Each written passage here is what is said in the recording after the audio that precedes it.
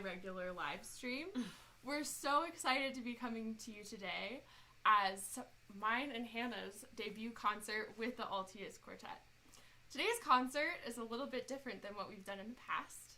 We've actually pre-recorded everything that we've played at the Boulder Piano Gallery with the help of our lovely friend and colleague, Jonathan Galley. So thank you so much, Jonathan. We're so happy with the video, and we hope you all enjoy it as well. I can't remember what else I was going to say.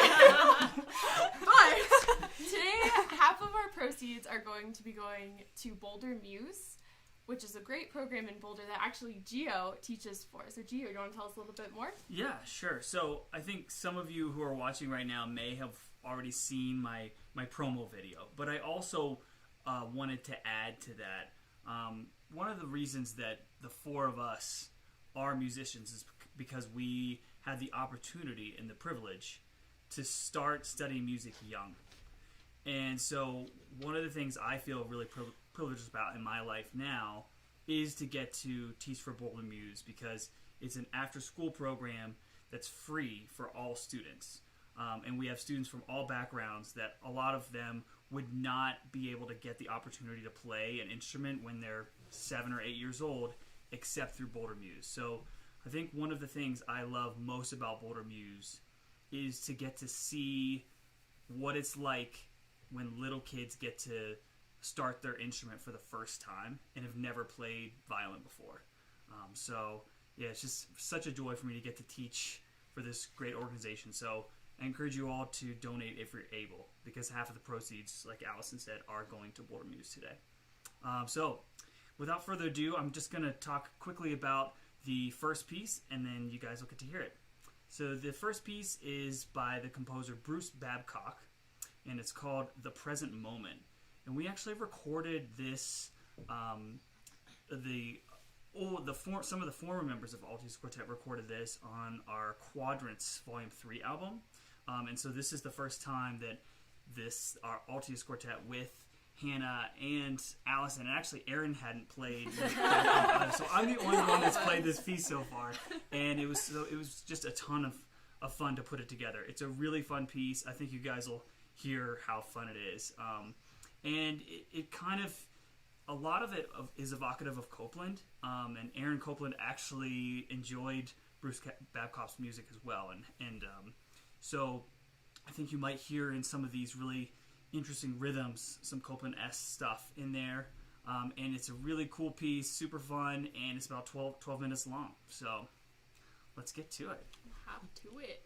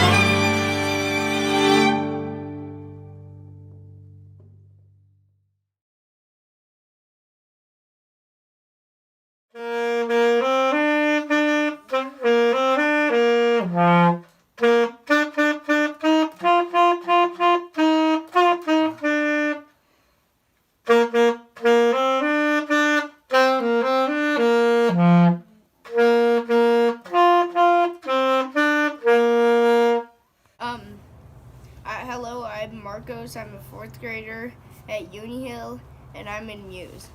I really like Muse and playing the saxophone because playing the saxophone and singing in Muse makes me feel happy.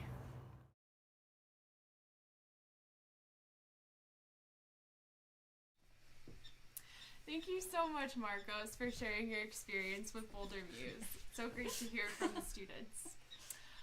So we have actually collected a few questions from people on Facebook and Instagram throughout the week to prepare for this concert. So we're going to take some time in between pieces as well to answer those questions. And if anyone has any questions or comments or feedback during any of the performances, we'd love to hear from you in the comments. So our first question, what's our first question? Our first question is from Harper. How do the seasons changing affect your music making and your instruments? I can talk a little bit about that one. So amongst the group, we each have our own instruments, but they're also all very different ages. So my instrument, for example, is significantly older than like Aaron's cello. It was from 2015. 2015. Mine's a child. Yeah, so this season's changing, of course, affect our instruments differently. I think the biggest change for me was, a few years ago when I moved to Colorado initially, my instrument essentially had a panic attack and needed a lot of adjustments, which I actually think is something that's really cool about the instruments that we play, is how I think if you can embrace how finicky they are, it helps to deal. But yeah, I mean, when it snowed, my instrument, for example, actually did better because of the humidity, but then other instruments, due to the pressure changes, will sound really tight, and it feels like a different instrument in a way. So that's, I think, an interesting thing amongst the group, because we all just have very different instruments. We actually are getting some rehairs soon, so getting new hair on our bows, which will help. Fingerboard planing, lots of regular maintenance that at least I've needed to do for the last 3 years now. So finally getting around to it. In terms of the actual music making changing through the seasons, typically we like in the summer, which as summer's ending, we typically go to lots of music festivals and do a lot of teaching and performing throughout the summer. But as most of you can probably imagine, that none of that happened at all this summer because of the pandemic. So we mostly stayed home this summer, and like right now we would be used to starting a lot of like playing for concert series in the fall. And as you can see, we're actually doing our own thing with the live stream. So I would say like the normal course of like how our music changes and where we're doing and the kind of rep we're playing is just completely off than what it used to be. So we're making our own way now, just doing lots of projects to keep us active and like keep us going as a quartet. Yeah, if I can kind of add to that, like if we talk about seasons changing, not even being like the fall, winter, spring, summer seasons, but seasons of the life of a musician. Like right now we're going through a season, and we're finding that we have to learn rep much more quickly and put out as much content as possible at a very quick pace, which is pretty incredible for our music making skills. It's exciting. It's really exciting. Whereas we would maybe pick 10 pieces for a season, 10 or more, I don't know. Now we're chucking out rep a lot quicker. So everything, and like for this concert too, even like, I mean, I had played the Shostakovich once before kind of, but I was a freshman in college, so a long time ago. And then everything else on the program tonight was new. And I know that I think like other than Gio, who's like recorded 2 of these pieces, like all of this rep has been brand new for all of us. And that's, I mean, we're having a lot of fun like putting the rep together, and it's definitely an interesting challenge, like at least for me, like learning to get to know everyone's playing while also like getting to know these new pieces. It's been a really fun challenge and very, very unique experience, especially due to Corona. But it's really fun to get to do that. Yeah, I think Allyson's point, she brought up playing the Shostakovich. That's actually a piece that I had not worked on until we prepared it for this concert. And so that's the piece we're going to share with you all next. And I think through this process of learning the piece, I've really been, as many of you may have noticed, you and I switch off playing first violin and second violin, and so I'm playing second violin for the Shostakovich, which is, I think, a really interesting way to look at any piece of music through either the inner voice spots. And so I've been really trying to think about, how I can embody, we spend a lot of time in rehearsal talking about character and affect and what mood we want to be conveying. But for me, I find if I don't also feel that, it's even harder to convey that. And so this piece for me, first of all, it's incredibly short. It's 3 movements, but it's only about, 12 or 13 minutes, something like that. Yeah. Which compared to at least the standard for quartets at this time and leading up to this time, that is pretty atypical. But it's also, I think, one of the most dense pieces that he wrote. And he wrote it just after his first wife had passed away from a sudden illness. And so he was processing sudden loss, unexpected loss, things that I think almost all of us are feeling right now, whether it's loss of concerts, loss of income, loss of socialization, or, even worse, loss of friends and family from the virus. And so for me, I was trying to channel that when we recorded it, and not by any means in a superficial way, but genuinely just letting myself sink into that a little bit.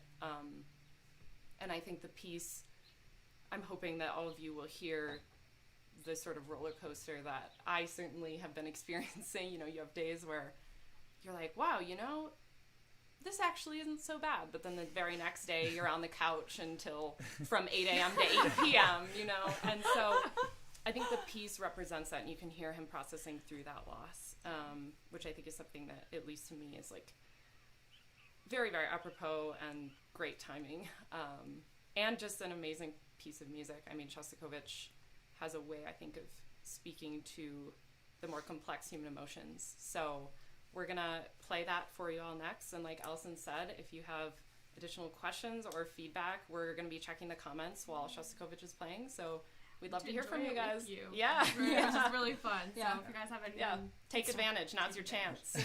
Super surreal to be able to watch yourself play crazy. your own concert. Yeah. Yeah. So, All right. let's go. Here we go.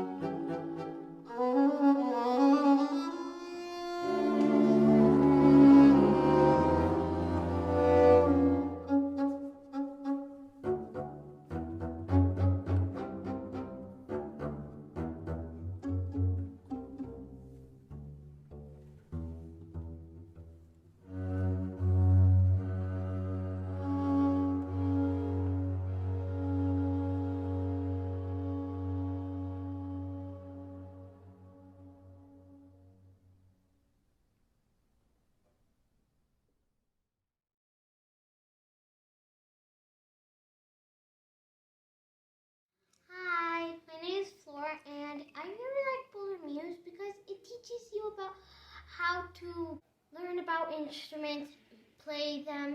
My favorite instrument is the violin. My teacher is sometimes funny and he's always nice. And that's why I like BoulderMUSE. It's the best class after school ever. Bye!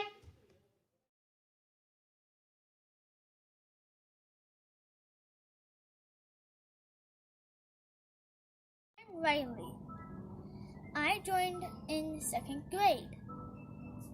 I loved Muse ever since. It is amazing.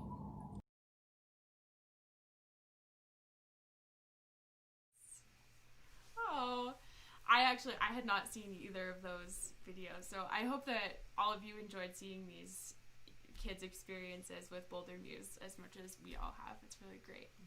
So we're going to go to our next question, which is from Naomi O'Leary. They ask, do you have a dream/ultimate piece you would like to work on with the group? Is anyone who wants to take this one?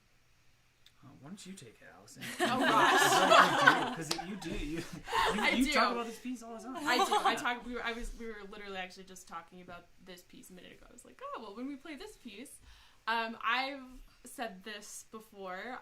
One of the pieces I really want to play is called oh my gosh, I'm blanking on the name. It's the The Wind in High Places by John Luther Adams.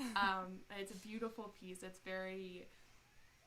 basically, whenever I hear it, it makes me feel like I'm standing on top of a mountain, which is like my favorite place to be. So that's definitely one piece. And another piece that we've talked about, I think like all of us actually really have wanted to play, is Britten String Quartet No. 2. Yep.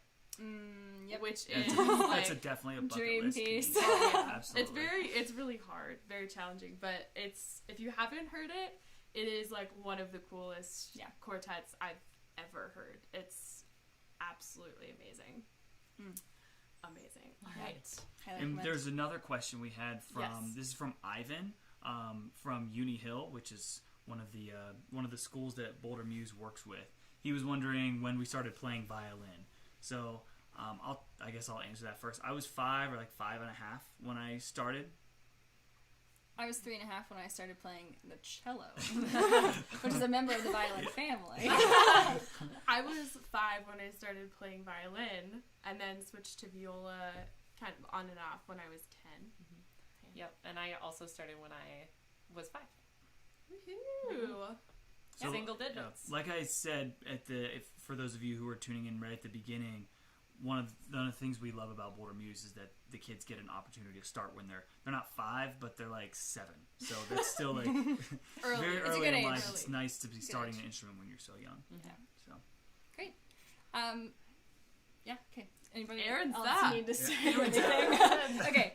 So the next piece that we'll be presenting for you, since we're not actually since we're not actually playing it. We're kind of in like really we're like pretty close close. corners close here, on the and I couch. keep on whacking. Is called Sorrow Song and Jubilee by the American composer Libby Larsen. It's a short 5-minute work, and I thought I'd just read her foreword.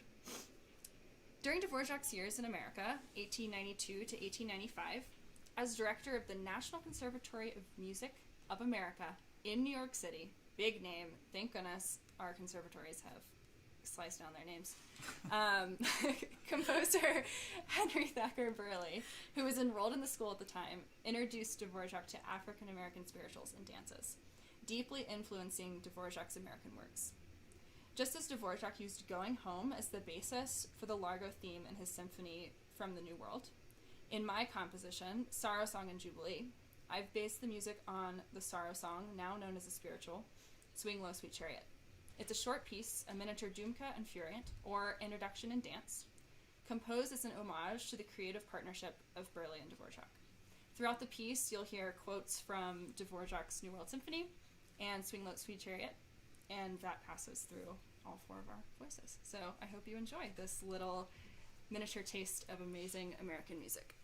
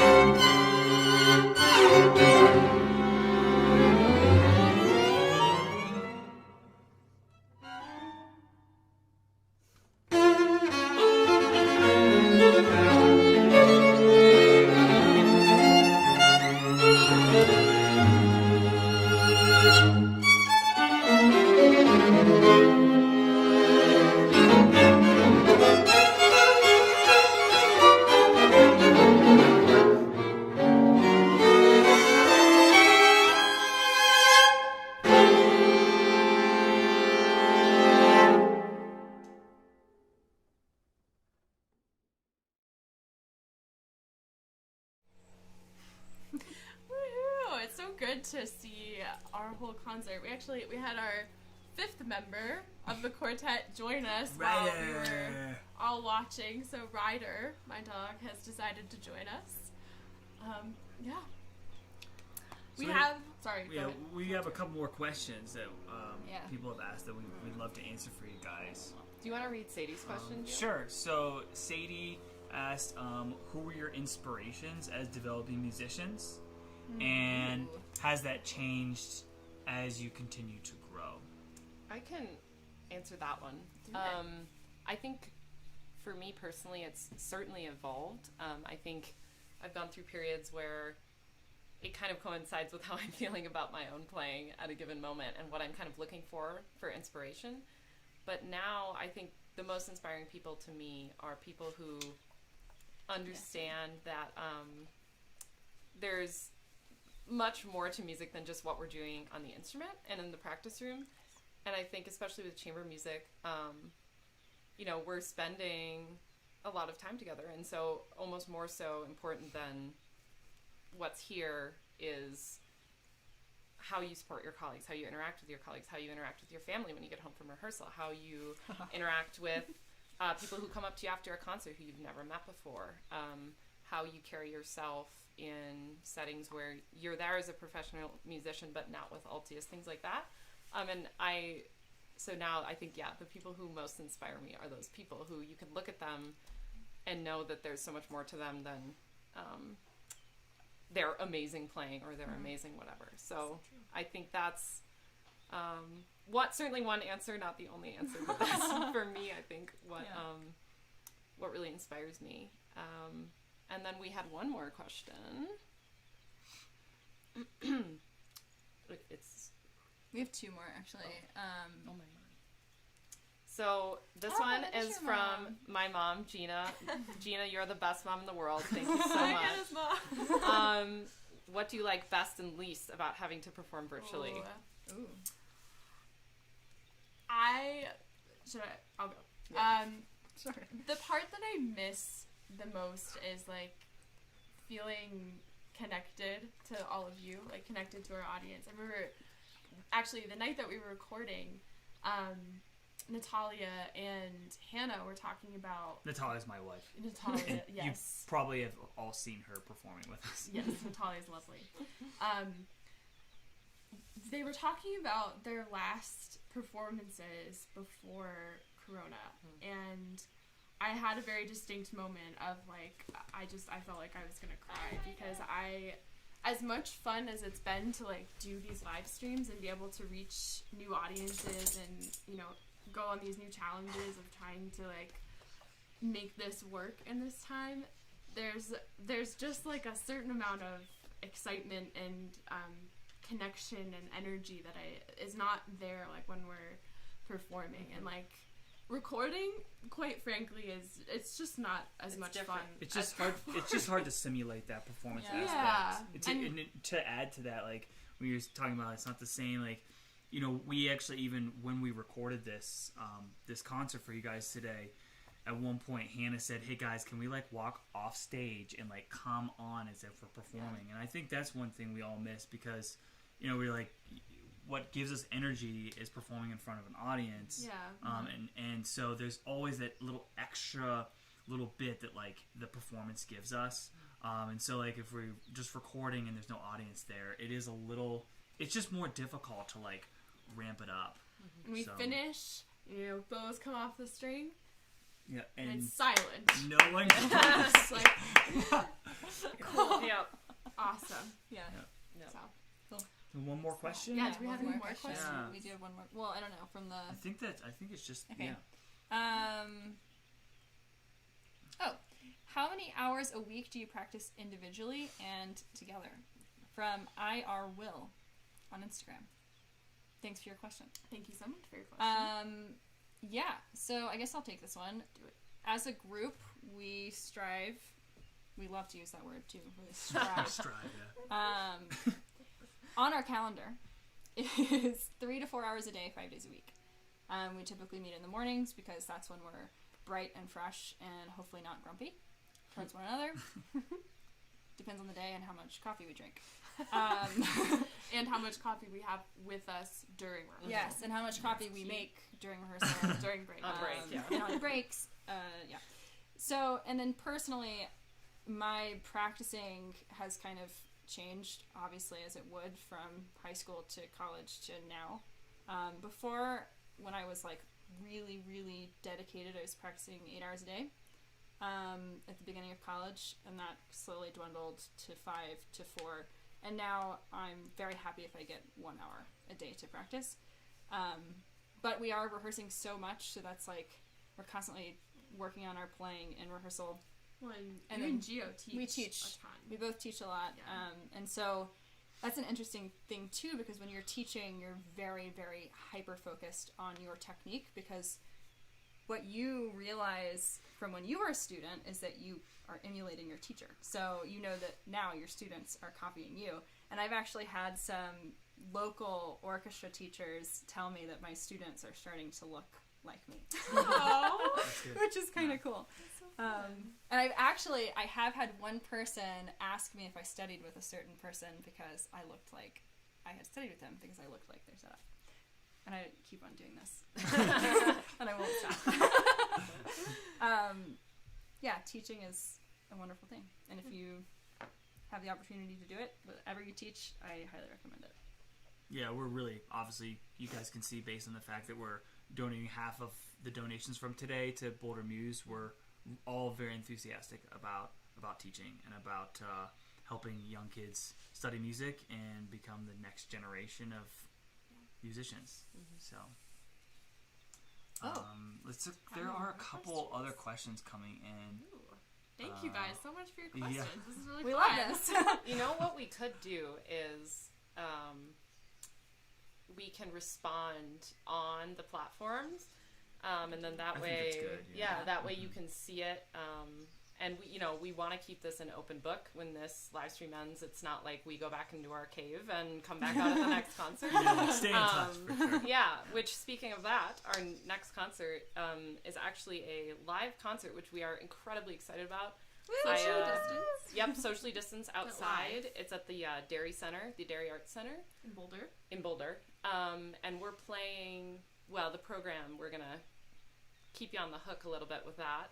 But if you go to our website, there's a tab called Schedule, and you can look at all the stuff we have coming up, as well as check out our personal bios.